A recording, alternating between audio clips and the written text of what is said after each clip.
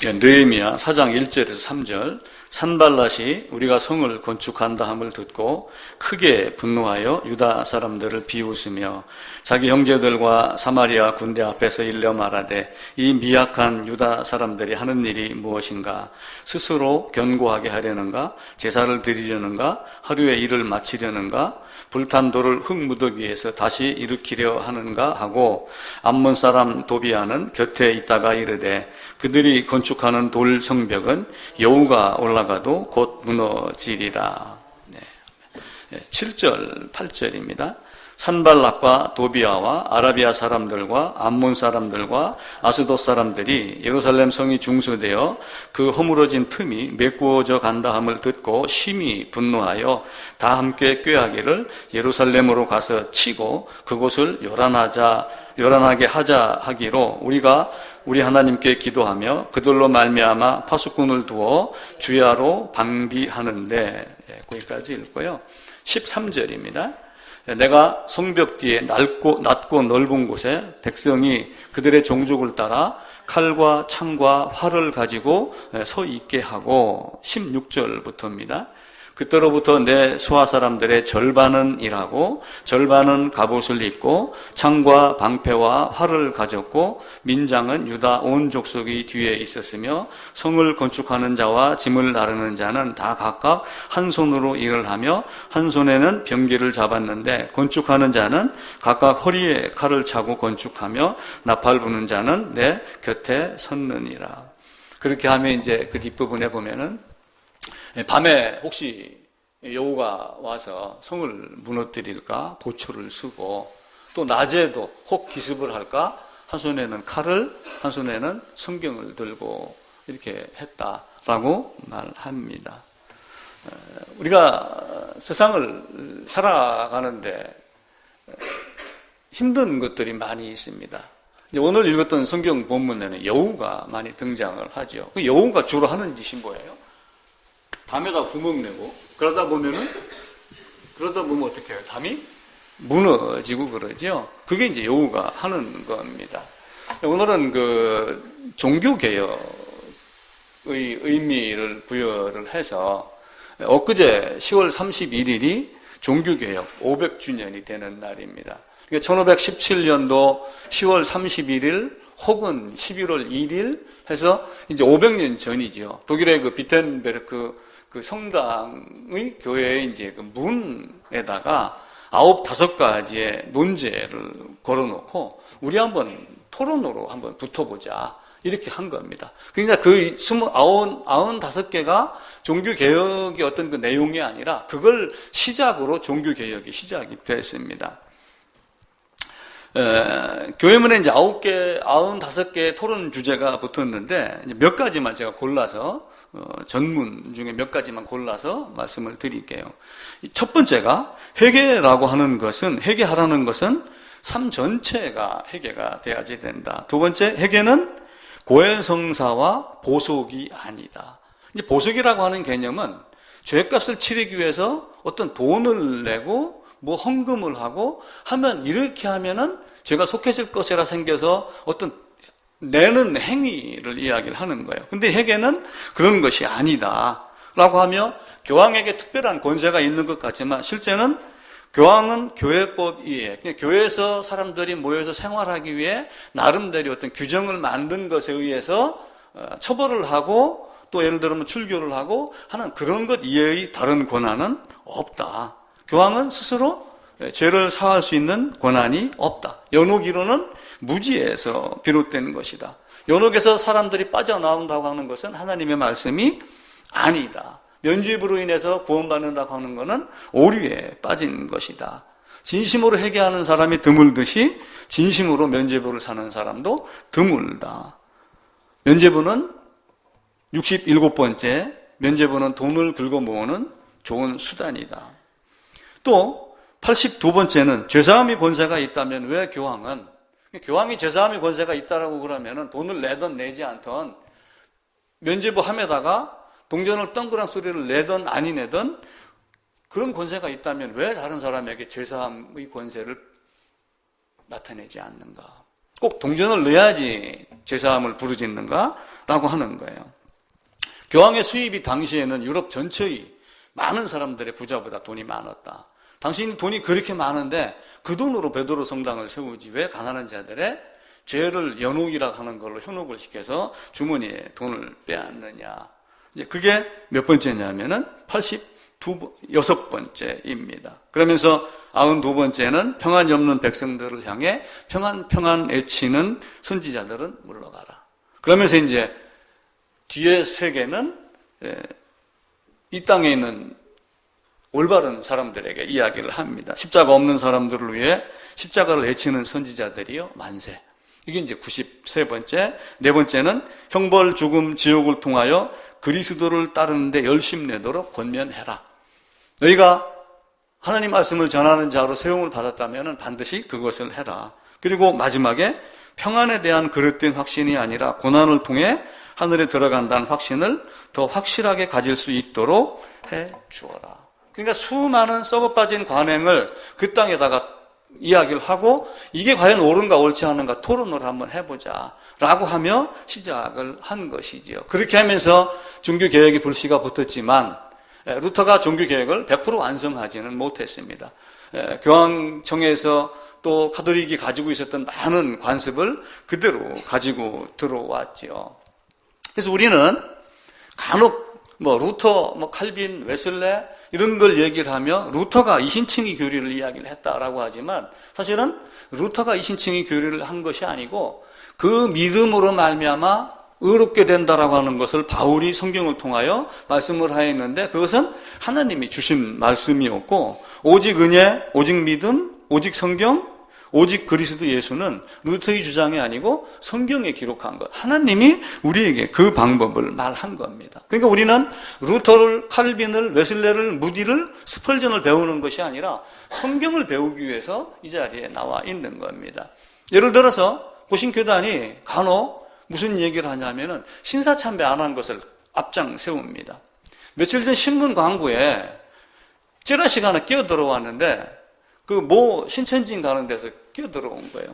교리를 비교해보자. 너들 다 99.9% 하나님을 믿는다라고 하면서 목사들이 교회가 신사참배 한 것을 고신파가 증언하지 않는가. 신문에 찌라시에다 그렇게 기록을 해놨어요. 자, 그러면은 신사참배, 일본 사람들은 할복을 합니다. 문제가 있었을 때. 마음에 강단이 있으면 신사참배 안 할 수가 있어요. 그죠? 그것은 우리가 과연 믿음이었던가 마음의 강단이었던가라고 하는 것을 고민하며 살펴볼 필요가 있어요. 그것을 부르짖는 사람들이 얼마나 복음을 올바로 전하는가 아닌가에 따라서 생각해 볼 수도 있는 것이지요. 근데 성경은 무슨 얘기를 하냐면은 로마 3장에 할례자도 믿음으로. 그리고 이제 바울이 예루살렘에 올라가셨을 때 베드로와 야고보가 무슨 이야기를 했어요? 우리는 이방인 그들도 우리와 동일하게 주 예수의 은혜로 구원받는 줄 안다. 루터도 아니고 칼빈도 아니고 은혜다. 보석에 대한 돈도 아니고 주일 예배 출석 도장도 아니고 헌금의 개념도 아니다. 헌금 물론 교회당을 유지하기 위해서 필요는 하지만 그것 이외의 다른 것을 추구하면은 안 된다. 갈라디아서 2장 16절에는 율법이 행위로 말미암음이 아니요 오직 예수 그리스도를 믿음으로 말미암는 줄 우리가 안다라고 하며 그리스도를 믿음으로써 의롭다함을 얻는 것 한 가지만을 이야기를 합니다. 데살로니가 전서 5장 9절에도 오직 우리 주 예수 그리스도로 말미암아 구원을 받게 하려 합니다. 또 우리가 몇 번 찾아 읽었던 디모데후서 1장 9절에도 오직 자기의 뜻과 하나님의 뜻과 영원 전부터 그리스도 예수 안에서 주신 은혜대로 하신다. 그러니까 영원 전부터 그리스도를 예정해 놓았다는 얘기는 아담의 범죄도 사실은 예정되어 있다고 말할 수밖에 없다라고 하는 거예요. 성경에 아담의 범죄가 예정되어 있다 이렇게 말하지 않기 때문에 우리가 그렇게 나중에 단호하게 말할 수는 없지만 우리가 그렇게 말할 수가 있는 거예요. 자, 여호가 느헤미야가 포로에서 돌아왔습니다. 이들이 어디로 갔었냐면은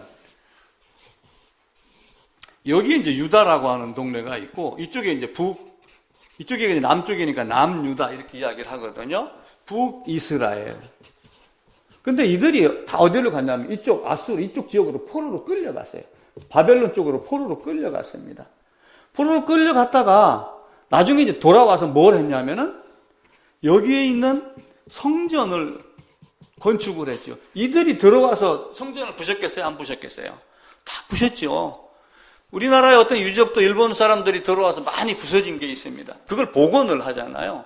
근데 성전을 재건축을 합니다. 예전보다는 아주 작죠. 그런데 이 성전을 헐려고 하는 자들이 등장을 하죠. 이걸 우리는 여우다라고 이야기를 합니다. 그런데 종교개혁하기 그 당시와 지금과는 어떨까요? 사람들은 뭐라고 얘기를 해요? 혹시 여러분 방송이나 혹은 뭐 인터넷이나 어떤 뉴스나 이런 거 통해서 보면은 그때 당시의 부패 상황보다 지금이 더 심각하다. 그렇게 이야기를 합니다. 세습, 성직, 매매, 그리고 뭐 간음, 기타 등등 어떤 돈 문제, 이런 모든 문제가 그때보다 지금이 더 심각하다. 그 심각한 모든 것이 사실은 뭐예요? 여우하고 똑같은 겁니다. 꼭 담만 하려고 하는 게 여우가 아니라 하나님의 말씀을 무너뜨리려고 하는 모든 것이 다 그런 거예요. 얼마 전에 어느 분이 저희 기독교부에 그런 글을 쓴 걸로 제가 기억을 해요. 종교가 타락을 하면은 신학교에 지원자가 많아진다. 종교가 타락을 하면은 목사 후보생이 많아진다. 그래서 세상에서도 직업군을 쭉 뉴스 한번 봐보세요. 목사의 직업군이 몇 번째로 높겠어요? 거의 선두 그룹입니다. 어느 분이 은퇴하는 목사에 대한 어떤 그 예우라든지 이런 부분들을 이야기를 해요. 제가 직장을 20, 30년 다니다가 퇴직한 것보다 더 많은 퇴직금을 받고 또 목회를 하는 그 마지막 당시에 사례비의 뭐 70%다 60%를 죽기까지 주도록 만들고 또 퇴직금 명목으로 은퇴금 해가지고 은급금이라고 하여 미리 절반은 자기가 내고 절반은 교회에서 해갖고 은퇴 자금이 연금 같은 게 또 있죠. 굉장히 많은 것들을 누리고 삽니다. 그러다가 보니까 세상이 타락하면 목회가 고난이 아니라 부와 명예의 모습이 될 수 있다 생각하여 신학교 학생들이 넘친다고 그렇게 하죠. 교황이 내가 많은 사람들을 구원할 수 있다, 교회가 많은 사람들을 할 수 있다라고 하면서 왜 그럼 당신은 그 권세를 갖고 제사함이라고 하는 말을 하지 않는가? 당신이 그렇게 돈이 많은데 왜 당신 돈으로 배도 성당을 짓지 엉뚱하게 연옥 이론을 내가지고 돈을 뺏어서 성당을 짓는가? 라고 루터가 외쳤듯이 지금도 그런 것들이 많이 있어요. 교회와 목사는 그런 능력이 없습니다. 교황도 없고 아무것도 없어요. 단지 뭐예요? 성경이 그것을 이야기를 하는 거예요. 그래서 저도 저에게 그런 능력이 있다고 절대로 생각하지 않습니다. 여러분도 생각하면 안 됩니다. 단지 뭐예요? 내가 바라보고 깨달은 성경이 이러합니다를 여러분들에게 이야기를 하는 것이지 그 이상의 그 이하도 없습니다. 우리가 고린도후서 13장을 보게 되면은 제일 마지막입니다. 축도를 할 때 이걸 사용을 많이 합니다. 한번 찾아봅시다. 고린도후서 13장 13절입니다.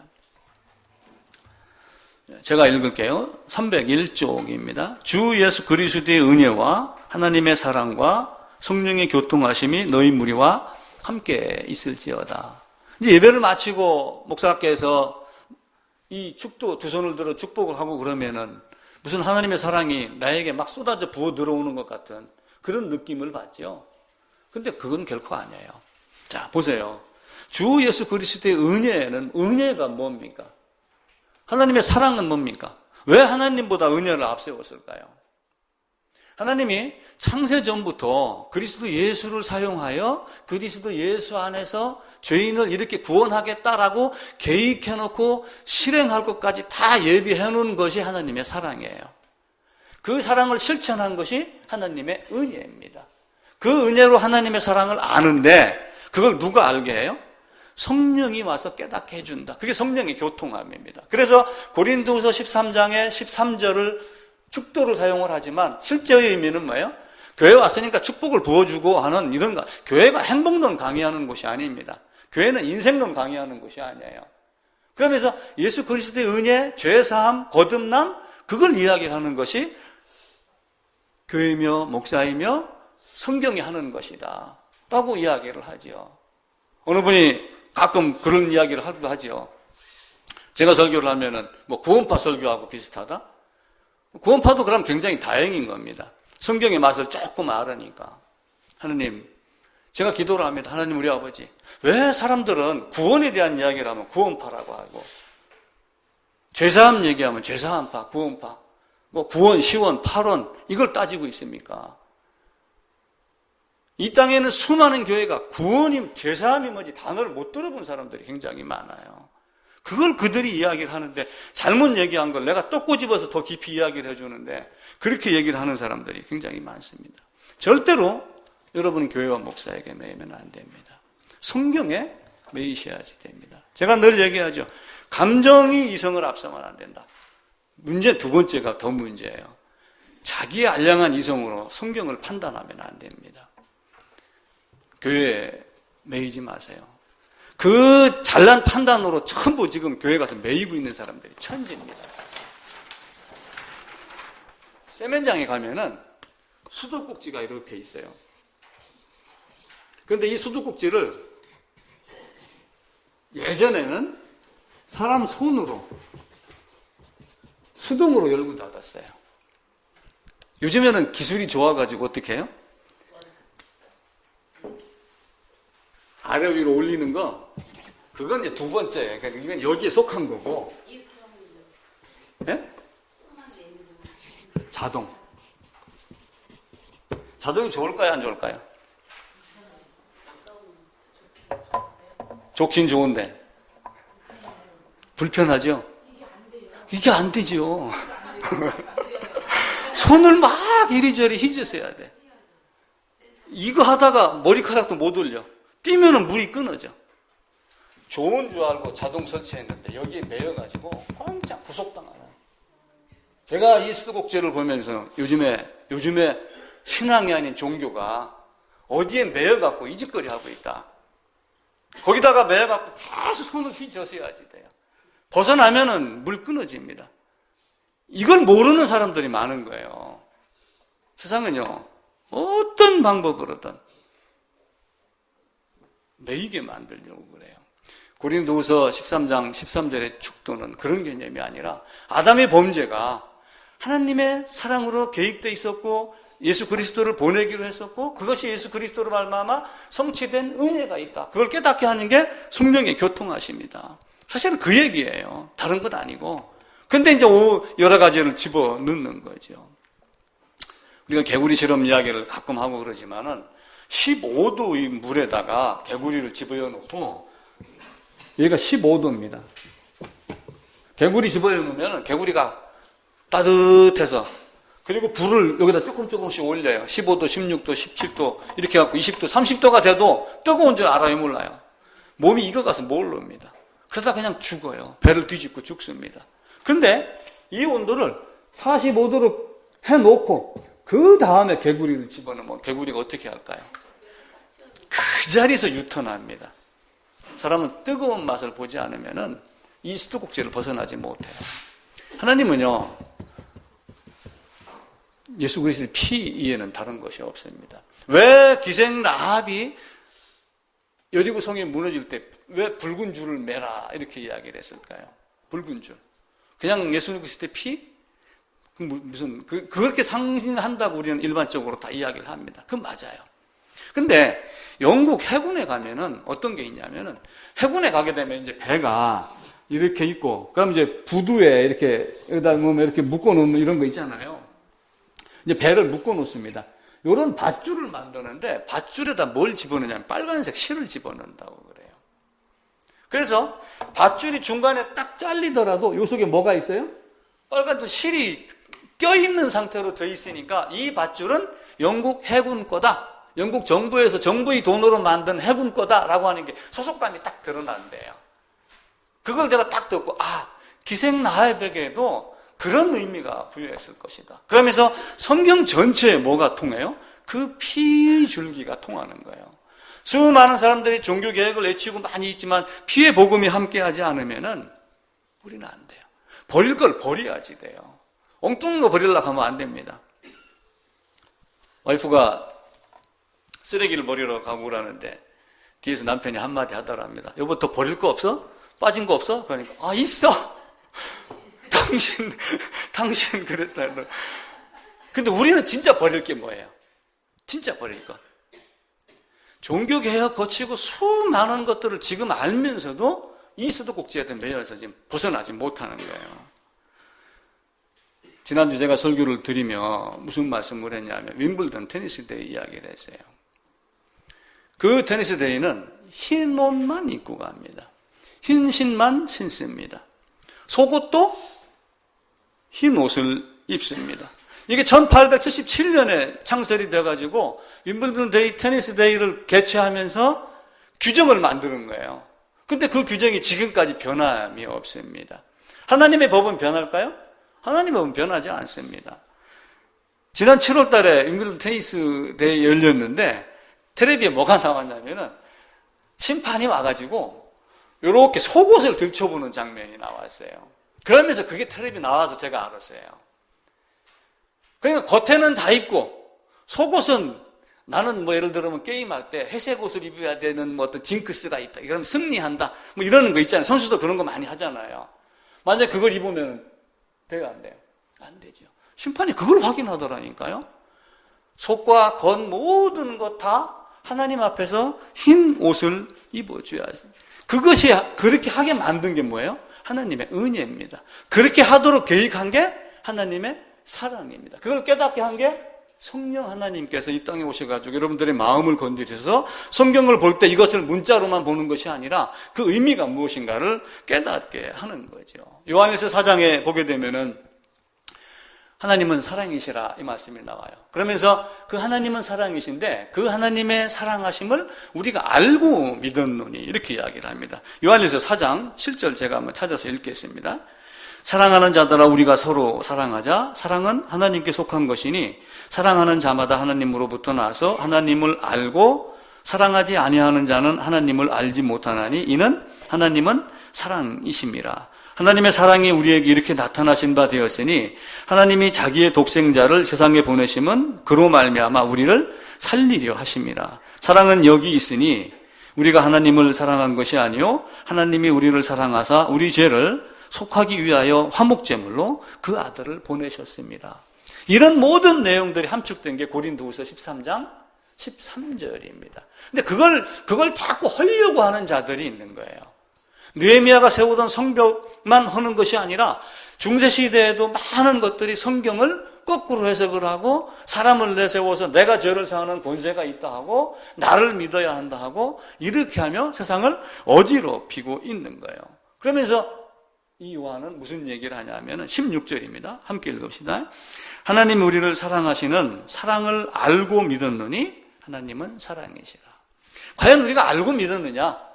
알지 못하고 믿었느냐? 이걸 알아봐야지 돼요. 영원 전부터 하나님께서 은혜 베풀시기로 작정한 것이 하나님의 사랑입니다. 예수 그리스도를 통해 성취한 것이 은혜입니다. 그런데 예수 그리스도께서 십자가에서 달려 돌아가셨다. 우리 죄를 위하여 돌아가셨다. 교회 다니면 다 알아요, 몰라요? 다 알아요. 근데 정말로 죄사함 받았나요? 정말로 죄사함 받았고 정말로 구원 받았나요? 그게 아니니까 구원파가 등장을 하는 거예요. 근데 구원파도 그거는 81이하를 명확하게 알고 이야기를 하지만 왜 그렇게 되었는가를 정확하게 설명을 하던가요? 제가 만났던 사람들은 그렇지 않아요. 죄값을 치르고 내 안으로 들어와라.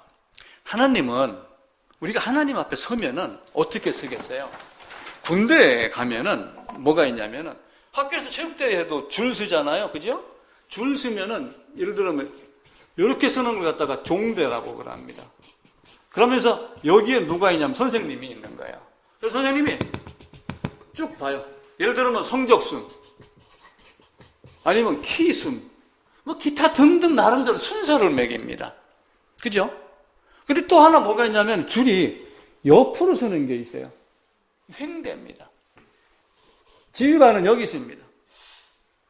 남자든 여자든 50이 먹고 60이 넘으면은 돈도 학벌도 자식 자랑도 개뿔 아무것도 없어요. 뭐만 있어요? 죽음만 있어요. 하나님 앞에서는 목사고 교황이고 그죠? 신학교 총장이고 다 필요 없이 다 일렬 횡대로 세워놓고서 심판을 합니다. 네가 내 사랑을 알았어? 네가 내 안에 들어온 적이 있어? 그걸 묻는 거예요. 너 진짜 죽었어? 예수님이 내 집 다 가져갔잖아요. 그거 말고 내가 내 아들도 아끼지 아니하고 죽였는데 너 진짜 죽었어? 그걸 묻는 거예요. 그래서 죽지 않고 죽는 방법을 가르쳐 주려고 예수 내 안으로 들어와라. 내가 주는 떡을 먹어라 그러니까 입 벌리고 저 기도원 가서 있다가 뭐 침만 받아먹고 오는 사람들 있잖아요. 왜 그런 짓 합니까? 살아있을 때 자기를 제사드려요. 살아있을 때 자기를 죽이고 자기를 살려내는 그 능력을 알아야지 됩니다. 하나님은 우리에게 공평한 기회를 줘요. 여러분과 나는 지금 이 시대에 지금 이런 환경에서 혹은 이 자리에 온 건 나를 통해서 들어야지 귀가 열린다라고 하는 것 때문에 이 자리에 앉게 한 것이지 이 자리에서 자동 수도꼭지 안에서 매여갖고 나한테 메일하고 보낸 것 아니에요. 메일하고 만약에 여겼다면 당장 가세요. 저는 그런 분 원치 않습니다. 하나님은 우리에게 진짜 주기를 원하는가? 왜 오죽했으면 노아가 참 나는 무능력한 사람이다. 어떤 때는 막 거룩한 분노가 일어나요. 120년 동안 의를 전파한다고 쏘 다녔는데 지 방주만 만드는 거야? 밖에 나가서 일 안 한 거야? 왜 자기 식구밖에 못 태웠어? 그러면서 한편으로는 나도 목회하지만 내하고 함께 예배드리는 사람, 내 자식은 내가 데리고 가야 되겠다. 그 얘기를 하는 거예요. 여러분 손에 성경 들고 있잖아요. 얼마 전에 며칠 전인가 그 배우 하나가 죽어가지고 텔레비에 막 특집 비슷하게 하여튼 신문에 계속 나와요. 보니까 김무생 씨 아들이더라고요. 김무생 씨도 옛날에 유명한 배우였습니다. 그 사람이 그 무릎팍도상가 강호동이가 하는 거기에 나가고 했던 말이 잠깐 기사에 떴더라고요. 무슨 얘기냐?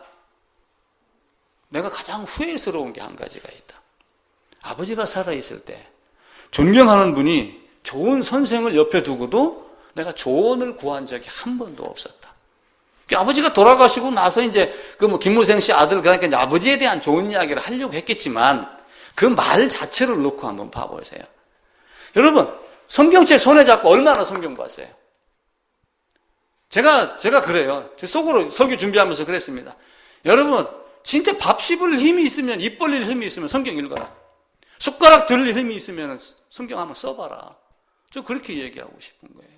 왜 좋은 선생을 두고도 조언 한번 구하지 못했느냐?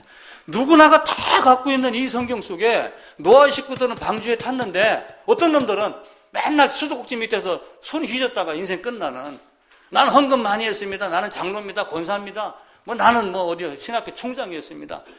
일을 행대로 세운다니까요. 다른 거 아무것도 안 봐요. 딱 하나님이 보는 건 뭐예요? 하나님과 우리 사이의 관계가 단절된 건 딱 뭐예요? 이 사이가 관계된 거. 죄 하나뿐이 없어요. 그 죄가 해결돼야지 하나님의 뜻에 맞는 자로 나를 키우기 시작을 한다니까요. 그런데 지가 지 생각대로 뭘 움직이면서 나 이쁘지요 이 짓거리하고 앉았고 유치원 애도 아니고 40, 50인 먹고 60인 인생 살았다고 하는 사람들이 성경 펴놓고 지금 그 짓을 하고 있단 말이에요. 우리 그러면 안 돼요. 그 LA에서 있던 김모 목사가 그게 하도 꼴불견이니까 그걸 너무 강하게 치다 보니까 사람들에게 미움을 받는 거예요. 엊그제 어떤 사람이 내 카톡에 보니까 그 친구 추천하는 게 있더라고요. 추천이 이렇게 들어오더라고요. 이렇게 쭉 보니까 내가 예전에 한번 방문했던 그 LA 있던 그 김 목사 그 블로그를 운영하는 사람이더라고요. 카페인가를. 그러고 이제 그렇게 한번 들어가 봤어요. 그랬더니 거기에 딱 질문이 하나가 뜬 게 있더라고, 어떤 사람이.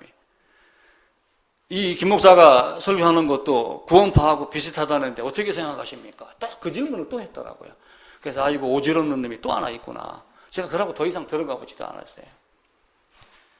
물론 지금 그 사람들은 면대면으로 대면하여 설교하고 이렇게 하지 아니하고 그 돌아가신 분의 동영상을 본다고 그러는데 그것도 사실은 바람직하지 못한 거죠. 종교개혁은 쉽지 않습니다. 그래서 제가 종교개혁이라고 하면 제목을 부제로 했다가 주제로 바꿨어요. 나를 개혁하라. 나를 개혁하라. 개혁은요, 보통 어려운 게 아닙니다. 일반 리더십 강사들이 개혁에 대한 정의를 어떻게 내리는지 아세요?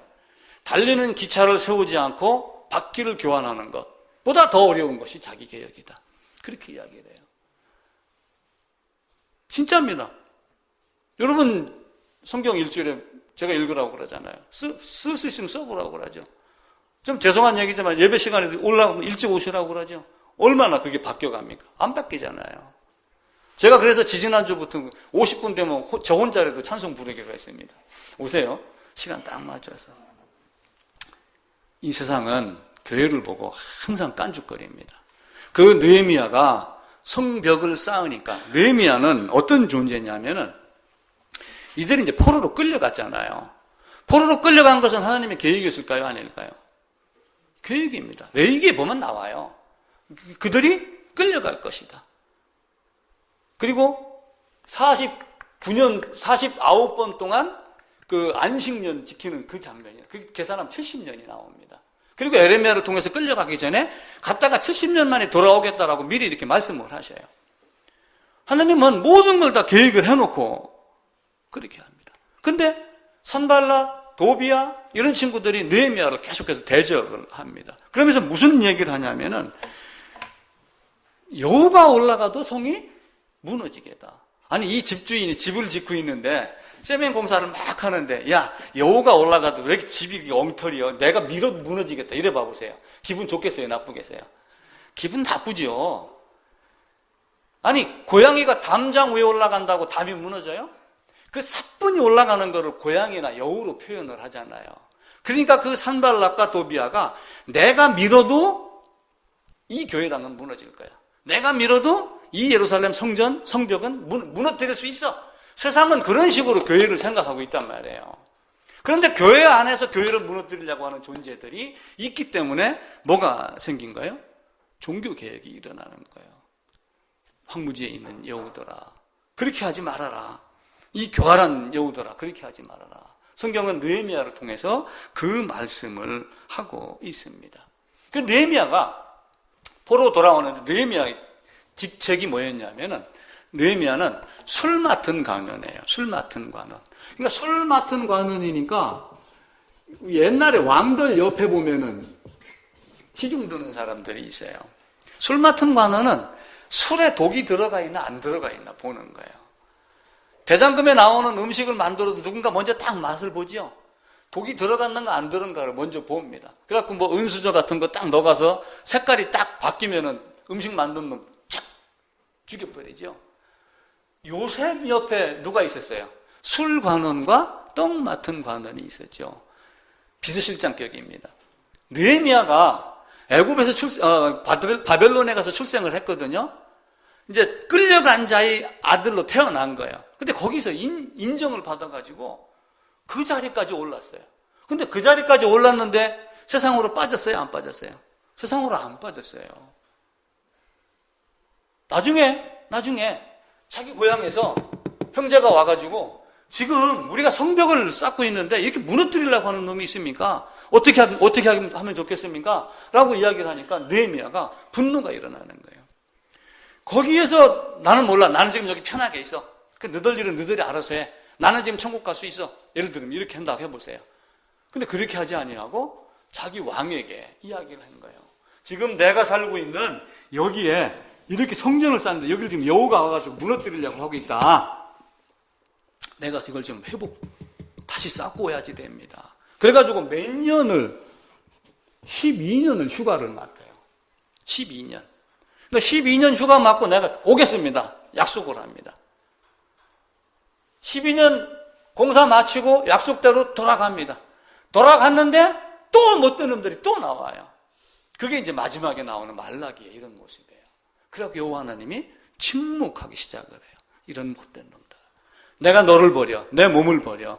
내가 자발적으로 내가 자원하여 이 땅에 와갖고 죄인은 죽는다라고 하면 네가 살아서 죽을 수 있도록 내 안에 들어오는 법을 가르쳐주고 십자가에 죽었는데 죽기까지 너를 사랑했는데 그 은혜를 너희가 알지 못하고 엉뚱한 짓을 하는구나. 그러면서 하나님이 침묵을 하고 400년. 그러다가 예수 그리스도를 이 땅으로 보내지요. 근데 이 여우들이 누구냐면은 산발랏이라고 하는 사람들이 있어요. 산발랏. 이 산발랏은 누구냐면은 이스라엘이 이제 북쪽, 남쪽 이렇게 갈라집니다. 그러니까 나라가 이제 두 개로 이렇게 쪼개지는데 여기가 이제 솔로몬이 왕이 됩니다. 여기가 이제 다윗이 왕이 돼요. 그리고 솔로몬이 40년, 여기도 40년씩 왕 노릇을 하고 있다가 솔로몬이 딱 죽으니까 나라가 둘로 쫙 쪼개져요. 쪼개졌는데 여기 BC 722년도에 어디서 오냐 하면은 이쪽 아수르라고 하는 나라에서 와가지고 여기를 공격을 해요. 여기를 공격하면 어떤 사람들이 공격해서 내 나라로 뺏었습니다. 일본이 우리나라 공격해가지고 잡아 딱 먹었으니까 일본군 총독, 그죠? 이런 거 지금 만들어 놓잖아요. 한국은행 옛날 본관 위에서 내려다보면 한일자로 돼 있다 이런 거 있잖아요. 총독 건물 만들고 다스리잖아요. 그들이 여길 와가지고 뭘 하냐면은 여자들을 유린을 해요. 그래서 여기 있는 남자와 여기 있는 여자가 결혼인지 어쨌든 간에 태어난 호녀라가 누구냐면 산발랏이다 라고 추정을 합니다. 그러니까 제대로 유대인 종족은 아니죠. 그들이 와가지고 성전을 쌓는데 이 성전을 무너뜨리려고 여우짓을 하고 있는 거예요. 그리고 또 도비아라고 하는 친구는 암몬 사람인데 다른 데서 종로를 타다가 산발랏에게 빌붙어가지고 유대의 여기로 총독으로 와 있고, 그죠? 총독으로 와 있고 힘이 있으니까 유대인 제사장들이, 타락한 유대 제사장들이 그쪽에 빌 붙겠어요, 안 붙겠어요? 붙죠? 어떤 사람은 청와대에서 국가 조찬 기도회 하면 난 안 가. 그런 썩어 빠진 정부는 가서 기도 못 해. 이런 사람이 있어요. 어떤 사람은 대통령이 불러주면 조찬 기도에 참석했다는 게 가문의 영광으로 알고 와서 기도하는 사람이 있어요. 이 유대인들도 그 산발랏과 도비아가 결혼해가지고 사위로 맞이하고 사위로 들어가고 이렇게 하면서 느헤미야의 공사를 방해했습니다. 그게 느헤미야서에 쭉 기록이 돼서 나와요. 그걸 보고 여우다 이렇게 이야기를 해요. 하나님은 그들이 곧 무너지리라 이렇게 했을 때 무너졌어요? 무너지지 않았어요? 안 무너집니다. 민들레 교회는 무너져도 하나님의 교회는 무너져요? 안 무너져요? 안 무너집니다. 교회당이 사라졌다고 하죠. 교회가 사라지나요? 유형교회, 무형교회가 있잖아요. 지상교회는 무너져도 천상교회는 무너지지 않습니다. 거듭난 자는 지상교회라고 하는 교회당 건물 안에 속하지 아니하여 있어도 천상교회 안에 속하는 거고, 지상교회가 무너져서 가정에서 모인다 할지라도 그것이 진정한 교회가 되는 거예요. 그러면서 그들은 어떻게 했어요? 그래, 하나님의 교회는 절대로 무너지지 않으니까 그냥 우리도 탱자탱자하자 이렇게 했겠어요? 아니죠. 한 손에는 칼, 창, 활, 허리에 칼을 차고, 그리고 한 손으로는 일을 하고, 한 사람은 지키고 한 사람은 일하고, 밤에는 보초 쓰고 낮에는 일하고, 이건 모든 걸 다 한 거예요. 그러니까 성도가 십자가에 군사됐다고 하는 그 찬송대로 진짜 군인 같은 자세가 아니면은 여호와에게 당하겠어요? 안 당하겠어요? 당하죠. 그걸 알고도 가만히 있으면 당합니다. 누가 나를 꿰다, 어떤 찌라시가 들어왔다. 지금도 제가 우편함 안에 그 반송 하나 고쳐놨어요. 이상한 놈들이 뭘 자꾸 와서 무슨 구속사 교육받으라고 자꾸 보내고 그래. 2번인가를 보고 찢었는데 또 보내길래 내가 이제 반송을 시켜서 보내지 마시오. 이렇게 했어요. 지 목회나 똑바로 하지. 왜 남이 해놓은 그걸 저질러 갖고 그런 거 어디다가 홍보하는, 그렇게 귀하면 자기가 하죠. 하나님은요 그런 방식으로 역사하지 않아요. 당신은 무너뜨릴 거다. 만약에 이렇게 얘기했다면 어떻겠어요? 그렇지 않아요. 하나님의 교회는요 무너지지 않습니다. 제가 마음 아픈 이야기를 한 가지 할게요. 내가 이 이야기를 죽을 때까지 안 하려고 그랬는데 내가 해야 되겠어요. 어느 사람이 주일 아침에 주일을 걷는데 어떤 아이가 있었어요. 그 아이가 우리 교회에 나왔던 아이입니다. 너 왜 교회 안 가? 우리 엄마가요 민들레 교회를 쑥대밭으로 만들고 나왔어요. 이렇게 이야기를 했어요. 그 이야기를 제가 아주 오랜 후에 전해 들었습니다. 그게 그 아이가 꾸며낸 말인지, 엄마의 어떤 말과 행동을 보고 자기가 만든 말인지, 엄마가 직접 한 말인지, 전달한 사람이 그렇게 말한 것인지, 그건 전 모릅니다. 근데 그 말을 듣는 순간 내가 분노했겠어요, 안 했겠어요? 거룩한 분노가 순간 일어났다가, 하나님, 당신 앞에 다 일렬 횡대로 쓸 사람들입니다.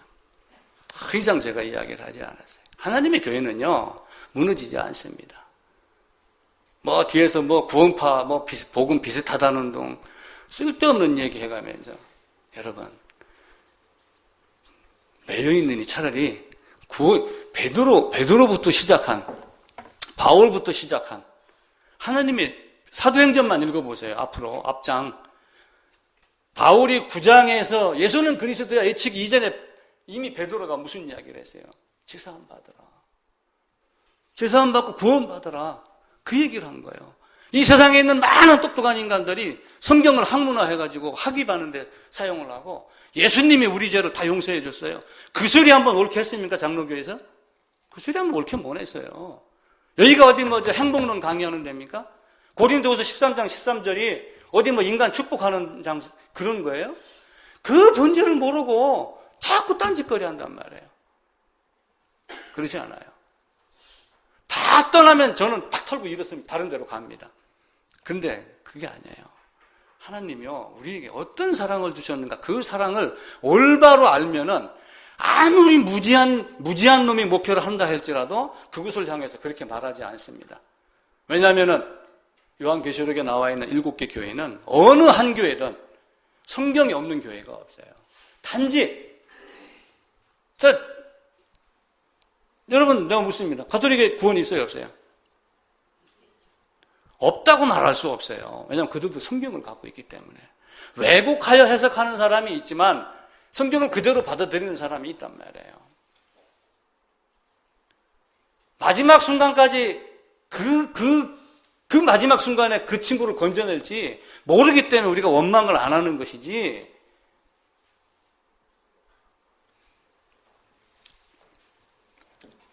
우리는 신앙을 그렇게 하지 않았어요. 저는 그렇게, 다른 사람은 몰라도 저는 그렇게 안 했어요. 고리원전 영구 폐기한다는 선포식이 6월 19일인가 문재인 대통령이 참석해서 했습니다. 일반적으로 부품은 갈면 돼요.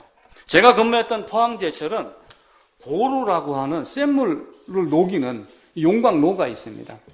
그리고 여기에 다다다다 붙어있는 설비가 많죠. 이 설비는 수시로 수리를 합니다. 그리고 10년이면 10년, 20년이면 20년 요걸 갖다 놓고 완전히 부셨다가 새로 건설을 합니다. 그런데 껍데기 철판은 놔놓고 요 안에 있는 내와 벽돌만 싹 갈아도 전혀 문제가 없어요. 그러니까 용광로는 한번 개보수하면은 짓고 나면은 20년, 30년, 50년, 100년도 할 수 있어요.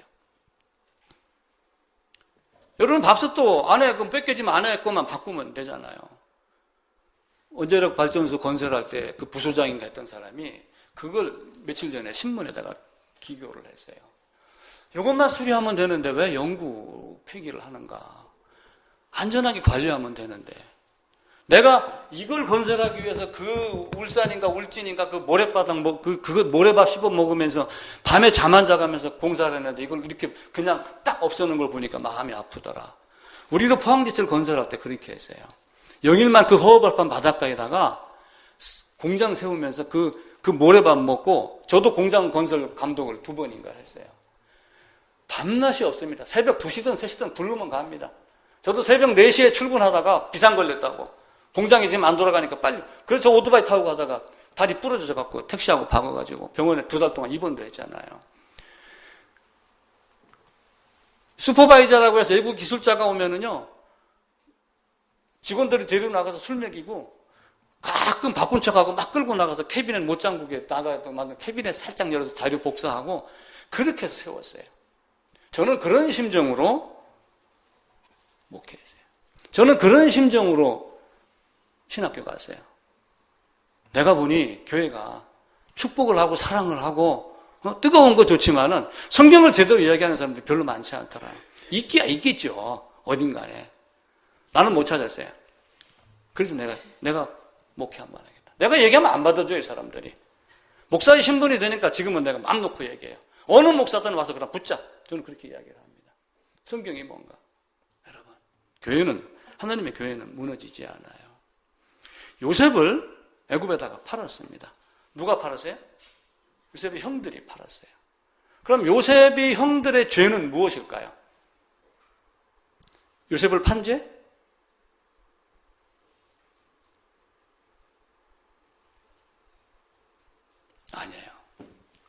요셉을 팔은 죄는 아니에요. 하나님 요셉을 팔게 했어요. 죽지 않고.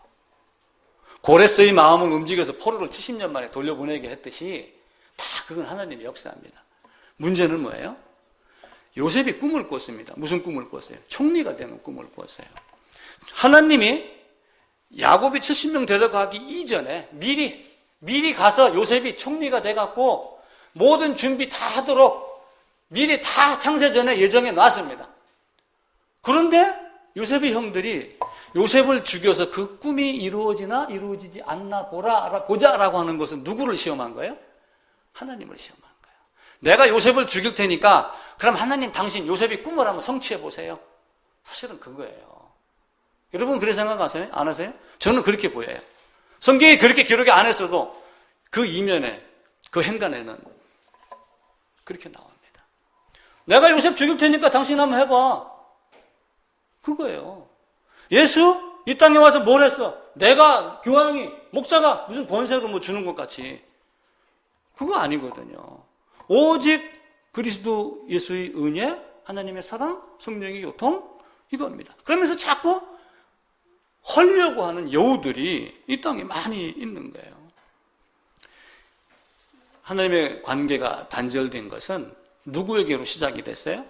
하나님으로부터입니까? 인간으로부터입니까? 인간이에요. 하나님으로부터의 관계가 단절된 것은 하나님이 아니라 인간이에요. 인간. 제가 어제 텔레비를 보는데 한국기행인가 하는 텔레비를 봤는데 EBS에서 제가 즐겨봅니다. 그 15분짜리인데 그 시골 산구석에 계속해서 복해줘요. 근데 거기에서 이제 그 리포터 한 사람이 이 말을 해요. 내가 진짜 사랑하는 사람을 만나면은 지금 내가 촬영하는 여기 와서 살고 싶다. 그게 거기가 아름다워서가 아니에요. 아름다워서. 그 사람이 말하는 의미를 보고 내가 깜짝 놀랐습니다. 그 성이 그 섬으로 갔어요. 신안 아파트 맑은 섬인데 섬이 이렇게 되어 있는데 섬 둘레가 그러니까 이렇게 직경 1km밖에 안 돼요. 이렇게 굉장히 작은 섬이에요.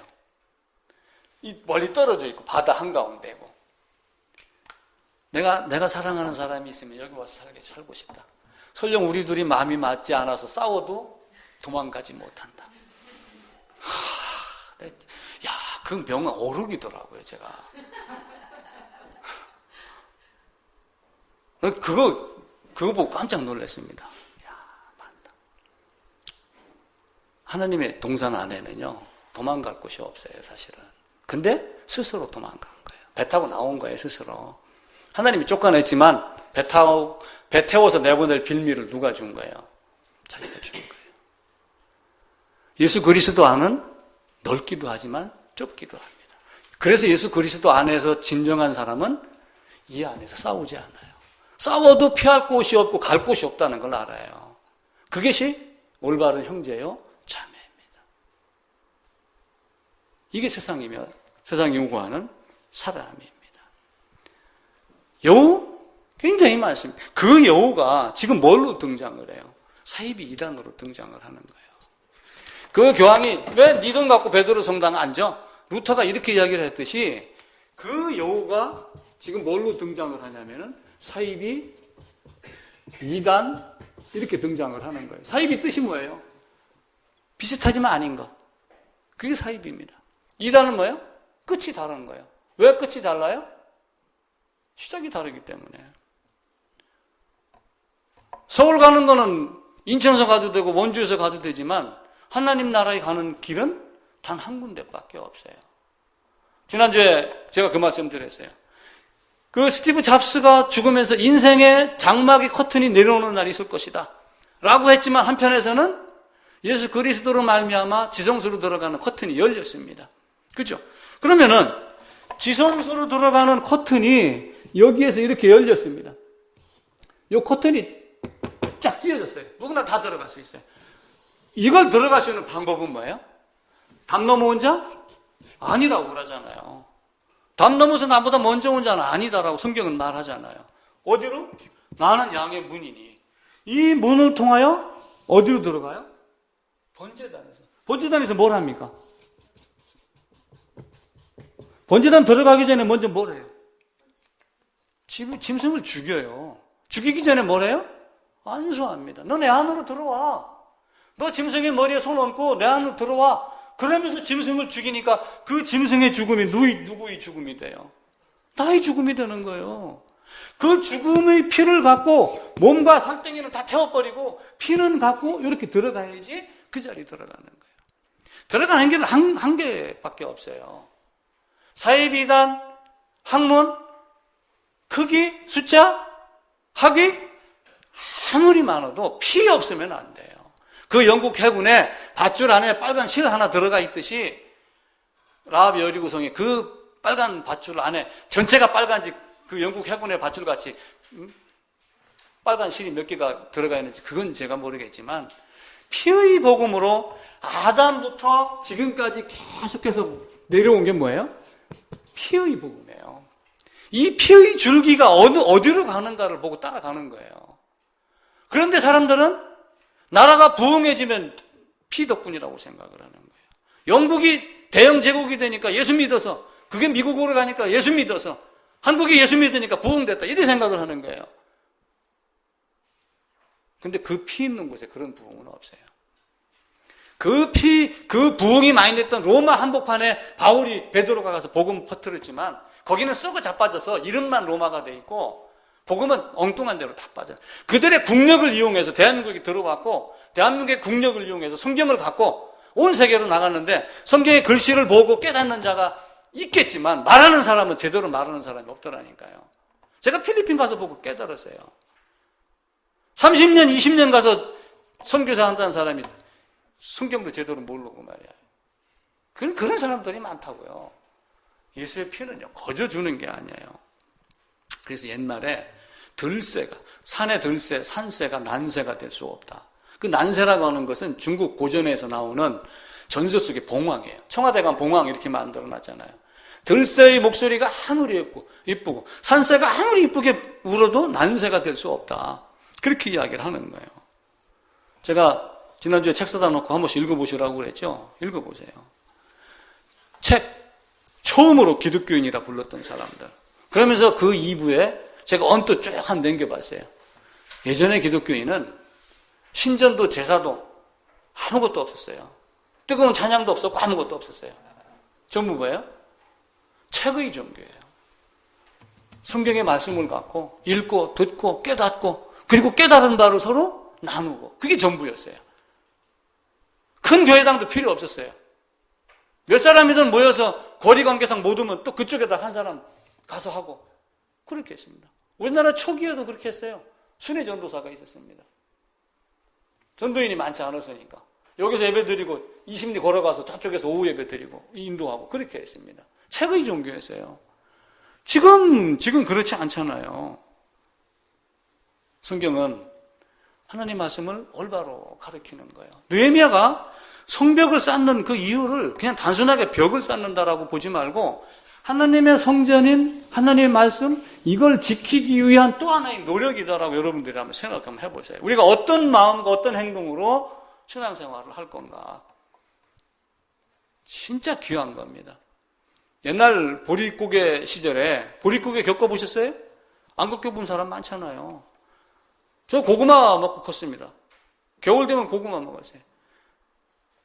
우리 어머니가 지난주 비디오 보고 뭐라고 말씀하실지 모르겠지만 내가 무엇이 뿌리는 걸 뺏어갖고 나 무밥 먹기 싫어 이런 적이 한 번 있었어요. 그런 정도로 질리게 그렇게 살았습니다. 약이 없어서 똥물을 약으로 먹었어요. 50년대 60년대는 저는 그걸 직접 봤어요. 변기통 속에다 대나무 집어넣습니다. 그리고 몇 달 만에 끊어요. 그 안에 물 고입니다. 그 냄새가 지독해서 거기다가 다른 약재 타가지고 먹으면 그래서 뭐 다리 아픈 게 고쳐졌다 뭐 이런 사람들이 있었어요. 지금은 병원 가죠.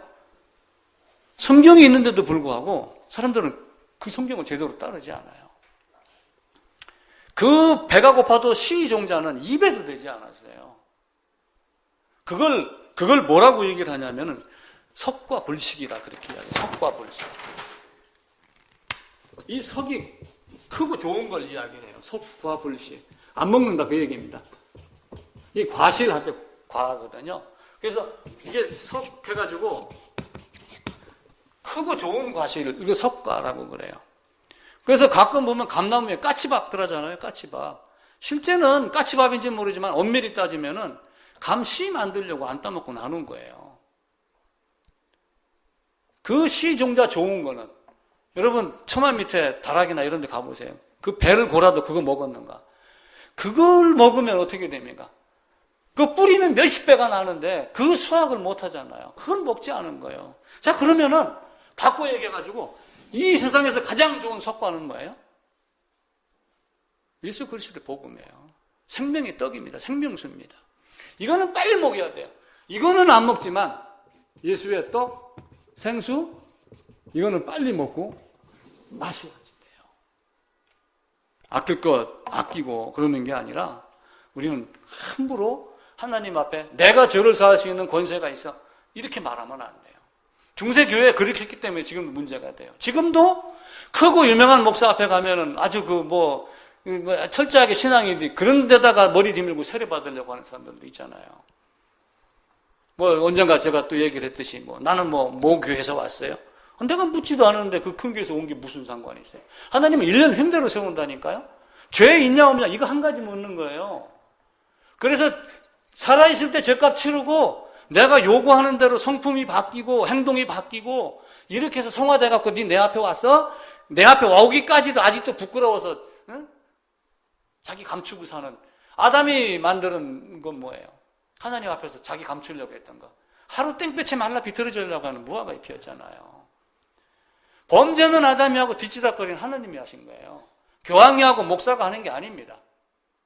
목사는 그 사실이 이렇습니다라고 이야기를 하는 것이지 목사가 권세 있는 게 아니에요. 여러분 그걸 철저하게 아셔야지 돼요. 감나무 함부로 올라가는 게 아닙니다. 감나무는 어떤 특징이 있어요? 잘 부러져요. 잘 부러져요. 밑에 있는 건 손다서 따먹는데 저 위에 있는 좋은 감 따먹으려고 올라가다가 감나무 뚝 부러진다니까. 나도 어렸을 때 감나무 올라갔다 요 뒤에가 탁 이만한 게 박혔었는데 안 죽었어요. 여기 뼈가 여기 박히더라고요. 근데 피도 안 나더라고요. 우리 어머니는 몰라요. 우리 삼촌들하고 따라갔다가 그렇게 했으니까. 제가 그 감나무 특징을 생각을 하다가 이 생각, 못 오를 나무에 오르지 마라. 하나님은 아담과 같이 도전하는 것도 아니고 악한 천사같이 함부로 도전하는 것도 아니고 그러다 보면은 부러져, 떨어져, 죽어. 아마 그걸 가리키는 그런 말씀이 아닌가. 사입이 이단은 이 땅에도 많습니다. 지금만 사입이 이단이 있는 게 아니라 아담 이후로 계속해서 그게 나와요. 가인도 사입이 이단입니다. 쉽게 얘기를 하면은 너 그거 가지고 드렸어? 나는 사냥하고 드려도 돼. 그러면서 다른 방법으로 계속 동원을 하는 거예요. 그러면서 지금 이 땅에 있는 사람들은 지가 하나님이라고 그래. 아니 베들레헴에서 태어나지도 않은 게 그죠? 나사렛에서 자라지도 않았잖아요. 성경은 베들레헴에서 태어나고 나사렛에서 자란다고 되어 있어요. 구세주, 메시아, 그리스도가. 하나님의 속성을 하나도 닮은 게 없어. 아프면 병원 가고 늙으면 죽어. 그런 것들이 내가 하나님이라 하고 이렇게 하는데도 사람들은 쏘가 넘어갑니다. 정치꾼들은 표를 의식해서 자꾸 카멜레온 같이 바뀝니다. 하나님은 안 바뀌어요. 창세전에 계획한 것이 요지부동입니다. 계획한 그대로 이루십니다. 왜 그럴까요? 계획한 그것 자체가 선하시기 때문에 그래요. 그것이 의롭고 아름답기 때문에 그대로 이루어 나가시는 것이지 다른 것은 아니에요. 여러분도 진짜 내 주위에 몰려오는 여우 물리치고 상종하지 말고 불필요한 가지 다다닥 쳐낼 수 있는 그런 마음, 그런 능력, 그런 것들이 있어야지 돼요. 우리가 내가 지영이하고 얘기할 땐가 그 셀프 메이드맨 한번 보여준 적이 있어요. 셀프 메이드맨. 어떤 사람이 조각인데 이 조각이 이제 뭐냐면은 이게 몸뚱이고 이게 허벅지야. 허벅지면은 여기다 이제 그 망치를 딱 들고 해머를 한 손으로 잡고 있는 이런 거예요. 자기 허벅지를 자기가 찍어내요. 그게 고통이에요. 하나님이 나에게 요구하는 모습은 이 모습이야 라고 했을 때 그 불필요한 게 붙어 있는 거를 자기 손으로 떼낼 수 있는 능력이 있어야 돼요. 그렇게 했을 때 세상에서는 기업가들이 성공한 사람들이 그래서 나오는 거예요. 아무나 그러는 게 아니죠. 백종원이가 이야기를 하잖아요. 뭐 할 일 없으면 식당 차려? 개뿔 같은 소리 하지 마 그러잖아요. 말도 안 되는 소리 하지 말라. 보통 정성 갖고 되는 게 아니라고 그러잖아요. 그 푸드트럭 강의하는 거 봐보세요. 얼마나 날카롭게 지적을 합니까? 그런 거 하나 하는데도 그렇게 하는데 우리는 교회를 갖다 놓고 오면은 원화하고 촉북하고 맨날 좋은 것만 따지고 앉아있고 뭐 지적하고 이야기하면 기분 나빠하고 드럭닥하고 나가고 돈 되면 다른 데로 가고 전부 이러잖아요. 하나님 앞에 다 일년 형대를 셉니다. 제가 여러분 비유 맞추려고 직장 떠나서 목회하는 것 같아요? 저는 그러려고 했으면 목회 20살 때 시작했습니다. 하나님은 그렇게 시켰을 거예요. 근데 그렇게 안 하기 위해서 제가 나이 50이 돼갖고 신학교 가고 이렇게 하는 거예요. 세상은요, 쏘으면 안 됩니다. 절대로 안 됩니다. 종교개혁 500주년 지난 10월 31일 이야기를 하면서 나를 개혁하라 이런 얘기를 하고 그랬는데 정말로 내가 개혁이 되어 있는가? 예전에는 먹고 살기 바빠서 그냥 오로지 회사에서 안 잘리는 것만 감사했어요. 저는 그렇게 회사를 다녔어요. 밤이든 새벽이든 월화수 목금 금 토 월 이렇게 하더라도 회사를 다녔어요. 덕분에 미국 연수도 가고 일본 연수도 가고 또 부지런히도 살았지만 그렇게 해서 얻은 결과가 무엇이에요? 세상에서는 열심히 살되 그 스티브 잡스가 얘기했듯이 세상을 살아나갈 정도의 어느 정도 부만이 있으면 그것 이외의 다른 것을 구해봐라 한번. 나와 같이 이 세상에서 가장 병원 침대에 누워가지고 아마 후회할 것이다. 대신 아파줄 사람도 없고 대신 죽어줄 사람도 없다.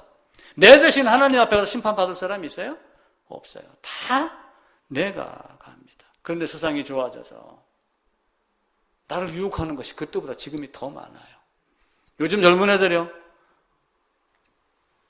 휴대폰으로 시켜놓으면은 세상의 모든 음식이 다 오는 줄로 알아. 전화만 걸면 다 갖다 주는 줄 알아. 가뭄? 홍수? 이거 모르는 애들 많아요. 홍수가 많고 가뭄이 심해도 휴대폰으로 배달 주문시키면 다 오는 배달 민족으로 알고 살고 있단 말이에요. 그래서 우리가 이 땅에 살면서 정말 헛된 시간 보내면 안 됩니다. 시간을 20몇 시간으로 딱 쪼개놓고 그 빈칸 안에다가 내가 남을 따라가기 위해서 시간을 허비하는가, 내가 나를 위해서 쓰는가, 내 가족을 위해서 쓰는가, 정말 하나님 말씀을 위해서 쓰는가, 이걸 우리가 생각해 봐야지 돼요. 항상 하나님은 내가 마음의 고통을 갖고 해결을 하고 하나님을 올바로 바라보고 하나님의 속성대로 하나님을 원하면 하나님은 바로 그 옆에 계셔요. 그 사마리아 우물가에 있는 여인도 단순하게 목을 말라서 갔지만 그 이면에는 남편 5이 있었는데 아니다라고 하는 그런 어떤 어려움을 갖고 갔기 때문에 그 옆에 예수님이 가서 계시는 거예요. 그래 놓고 지금 있는 남편도 내 남편이 아니야 라고 얘기를 했었을 때 그 여인은 깜짝 놀란 거죠. 네 남편을 불러와라 라고 했던 그 남편은 누구였을까요? 하나님이 너를 지으신 하나님이 네 남편이야. 성경은 그렇게 기록을 하잖아요. 예수님이 묻는 의도를 생각을 하셔야지 돼요. 물론 집에 있는 남편도 남편이죠. 근데 성경을 우리가 놓고 볼 때는 그 의미를 가져야지 돼요. 이스라엘 백성이 출애굽을 해가지고 어디로 갔냐면은 이제 애굽에서 나왔습니다. 그래가지고 이제 요 시내산으로 홍해를 건너갔고 사흘길을 간 요 장소가 어디냐면은 마라라고 하는데요. 마라. 이 마라는 물이 쓰다 그 얘기예요. 근데 물이 쓴 물을 고쳤어요. 어떻게 고쳤어요? 나무 막대기를 집어넣으니까 고친 거예요. 이들은 원망을 하고 모세를 원망을 하고 왜 물이 쓰냐 안 쓰냐 막 이걸 바꿔 얘기를 하면은 이들이 광야는 소풍 장소가 아니잖아요.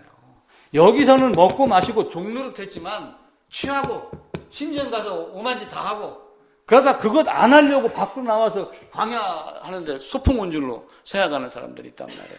근데 마라에 가니까 목이 말라요. 하나님 나 목말릅니다. 나 하나님 당신 말씀에 내가 목이 말랍니다. 이렇게 그 성경 규절을 바꿔보세요. 그러니까 여호와 하나님이 뭐라고 그래요? 한 나무를 가리키시니 우물이 여기에 이렇게 있는데 우물이 있는데 물이 씁니다. 그러니까 여호와 하나님이 한 나무를 가리키시니 우물 옆에 뭐가 있어요? 나무가 있어요. 그 마라를 제가 가봤어요.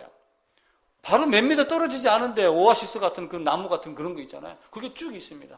그러니까 여호와 하나님이 그 나무를 잘라서 물에다 집어요. 일반적으로는 아무런 십자가 어떤 이런 개념으로 이해를 하면 좋겠죠. 그러면서 하는 말은 뭐냐면 옛날에 허준이 돌림병 같은 거 돌고 막 그렇게 했잖아요. 그때 그 허준 영화의 연속곡에서 나온 말이 있어요. 사람에게 걸린 병은 약은 어디서 구해요? 지금은 병원에서. 그때 당시에는 약이 어디에 있어요? 사방백리 안에 약이 다 있다. 그렇게 이야기를 했어요. 조선시대, 고려시대 몸이 아프면 자랑하는데 네 몸이 나서 그냥 그 환경에서 병이 생겼기 때문에 그 환경에 고칠 것이 있다는 거예요. 나라에서 고통받았을 때 내가 고통받는다라고 하면 나무가 준비되어 있다는 거예요. 항상 우리 주님은 멀리 있지 않아요. 지금이라도 내가 상한 마음으로 말씀을 사모하면은 즉각 내가 여기 있노라. 이렇게 나타나시는 하나님이에요. 그 하나님 앞에 우리가 바로 있어야지 됩니다. 제가 도시락을 싸갖고 다녀요. 매 점심, 아침에 집에서 나올 때. 이건 국민학교 다닐 때만 도시락 싸는 줄 알았더니 여기 와서도 도시락을 싸네요. 그런데 꼭 부탁을 해. 겨울 되니까. 보온 밥통 안에다가 넣어놓고 밥을 데워서 먹으라. 그러고 제가 와서 밥통 안에다 밥을 넣었죠. 점심 먹으려고 시간 돼서 꺼냈는데 밥이 싸늘해. 전기 코드를 안 꽂았어요. 꽂았는데도 스위치를 안 넣어요. 스위치를 넣는데도 한전이 고장이야. 그럼 어떻게 돼요? 내가 밥통 안에 있어도 밥이 안 데워지는 수가 있어요. 교회 안에 있어도, 성경을 읽어도, 말로는 예수 안에 있어도 예수 안에 없는 사람들이 많이 있어요. 내가 진짜로 교회 안에 예수 안에 있으려면 어떻게 해야 되는가? 성경은 그걸 계속해서 우리에게 가르치고 있는 거예요. 너 내 안으로 들어와. 성경만큼 쉬운 게 없다고 그랬죠? 죄 있어? 죄 문제를 계속 거론을 해요. 그럼 죄를 어떻게 씻어? 죄인은 죄를 씻을 능력이 없어요. 왜냐하면 죄의 삭은 사망이니까. 나를 대신하여 죽을 자 예수 안으로 들어가는 거예요. 근데 예수 안으로 들어가지 아니하고 예수님만 죽다 나면은 예수님은 나와 무슨 관계가 있어요? 지금 요 앞에 비행기가 한 대가 있어요. 수직 이착륙하는 비행기. 저걸 타면 지금 백악관으로 금방 날아갑니다. 저걸 보는 자는 많아요. 그게 있다라고 원주 시내 사람들이 다 볼 수 있을 거예요. 카메라로 찍어서 우리나라 사람 다 보이게 할 수 있어요. 근데 백악관으로 가는 사람은 비행기에 탄 사람이에요. 성경은 그 비밀 한 가지를 가르쳐 주는 거예요. 그렇게 하면 너희가 내 안에서 자유를 누리고 매이지 아니하고 그 수도꼭지 밑에다 손 밑에다 넣고 맨날 거기서 이렇게 헤매고 그러는 게 아니라 네가 열고 필요하면 닫고 열고 그러다가 머리도 하고 돌아서고 네가 하나님은 우리에게 그런 권한을 주는 거예요. 성화라고 하는 과정은 교회당이나 목사에게 매이라고 하는 것이 아니라 여호수아 하나님 한 분, 예수 한 분 하나님께 매여 살아라. 그걸 우리에게 가르쳐 주는 겁니다. 자기를 개혁해야지 합니다. 개혁하지 않으면 큰일 납니다. 한나라당을 박근혜 씨가 만들었어요. 이름을 자유한국당이라고 바꿨지만은 그저께 뉴스에 나오더라고요. 홍준표가 자기 직권으로 박근혜 전 대통령을 출당을 시켰다. 출당 1호다. 그러면서 한 말이 뭐냐면은 처단해야 할 것을 처단하지 않으면은 훗날 화를 입는다. 이 정치꾼들입니다. 근데 그것을 우리의 어떤 신앙에다가 한번 사용을 한번 해보세요. 내가 버려야 할 것, 끊어야 할 것, 막아야 할 것, 그죠? 이걸 내가 제대로 하지 못하면은, 그 여우를 막지 못하면은, 느헤미야 성에서 군사들이 한 손에 칼을 들고, 그리고 일을 하고 했던 그것대로 하지 못하면은, 나에게 어떠한 모습이 오겠는가? 멧돼지가 얼마나 약은 줄 아세요? 고구마 순 안 따먹습니다. 그거 제껴놓고 이거 따먹고 순 그대로 딱 남겨놔요. 어떤 사람이 2,000포기를 심었답니다.